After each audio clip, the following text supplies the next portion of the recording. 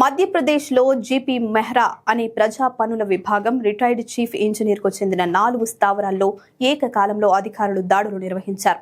4 DSP rank అధికారుల భోపాల్, నర్మదాపురంలో మెహ్రాకు సంబంధించిన మణిపురం కాలనీలోని మెహ్రా నివాసంలో 8.79 లక్షల రూపాయల నగదు, 50 లక్షల రూపాయల విలువైన బంగారు నగలు, 56 లక్షల రూపాయల విలువైన ఫిక్స్డ్ డిపాజిట్లను సీజ్ చేశారు. ధనాపానిలో ఆయన లగ్జరీ ఫ్లాట్లలో 26 లక్షల రూపాయల నగదు, 3.05 కోట్ల రూపాయల విలువైన 2.6 కిలోల బంగారం, 5.5 కిలోల వెండిని స్వాధీనం చేసుకున్నారు.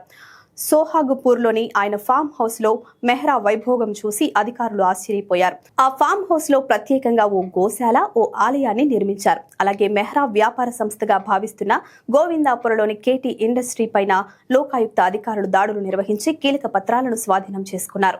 మొత్తంగా 36.04 లక్షల రూపాయల నగదు, 2.64 కిలోల బంగారం, 5.52 కిలోల వెండి, ఫిక్స్డ్ డిపాజిట్లు, ఇన్సూరెన్స్ కు సంబంధించిన పత్రాలు సీజ్ చేశారు. ఇది తమ ఊహకు అందనంత విలువైన సొత్తు అని సోదాలు నిర్వహించిన లోకాయుక్త అధికారులు వెల్లడించారు.